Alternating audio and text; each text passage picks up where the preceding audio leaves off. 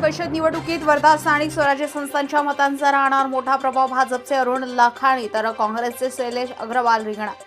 भाजप उमेदवार अरुण लखानी यांचा उमेदवारी अर्ज दाखल. तिन्ही जिल्ह्याच्या विकासाचा संकल्प. वर्ध्याचे उद्योजक अग्रवाल यांची काँग्रेसकडून उमेदवारी. महाविकास आघाडीच्या विजयाचा दावा. वर्धा चंद्रपूर गडचिरोली मतदारसंघात भाजप विरुद्ध महाविकास आघाडी अशी थेट लढत. वर्धा चंद्रपूर गडचिरोली स्थानिक स्वराज्य संस्था मतदारसंघाच्या विधान परिषद निवडणुकीमध्ये आता राजकीय रंगत वाढली आहे. भाजपकडून अरुण लखानी यांनी उमेदवारी अर्ज दाखल करत तिन्ही जिल्ह्याच्या सर्वांगीण विकासासाठी कटिबद्ध असल्याचा निर्धार व्यक्त केला. तर काँग्रेस वर्धेतील उद्योजक शैलेश अग्रवाल यांना उमेदवारी देत महाविकास आघाडीच्या विजयाचा विश्वास व्यक्त केला.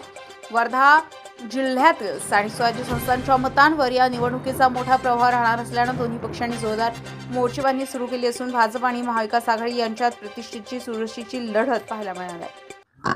नाही, मतदारसंघात काँग्रेस निवडणूक लढते. काँग्रेसचा उमेदवार महाविकास आघाडी या ठिकाणी निवडणूक लढते आणि महाविकास आघाडीचा विजय होणार आहे माहिती आहे.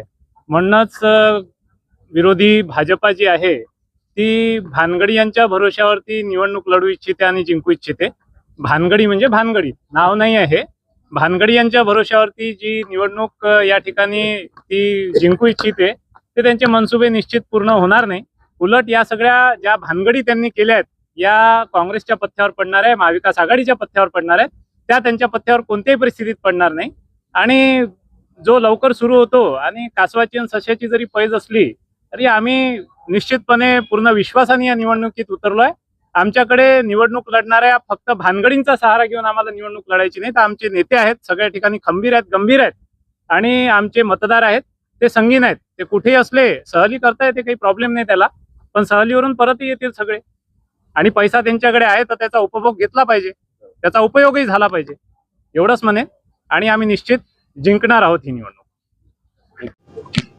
माननीय पंतप्रधान नरेंद्र मोदीजी आणि गृहमंत्री अमित शहाजी, नवीन आणि स्टेटचे आपले मुख्यमंत्री देवेंद्र फडणवीसजी, रवींद्र चव्हाणजी, नितीन गडकरीजी, बावनकुळेजी या सगळ्यांनी हा जो विश्वास टाकला आहे माझ्यावर की ही संधी मला दिली आहे, यामधून जे वेगवेगळे विषय आहेत, एवढ्या ज्या संकल्पना आणि योजना आहेत केंद्र सरकारच्या, राज्य सरकारच्या, माझा प्रयत्न राहील की त्याला जास्त इफिशियंटली कसं आपण इम्प्लिमेंट करू शकू.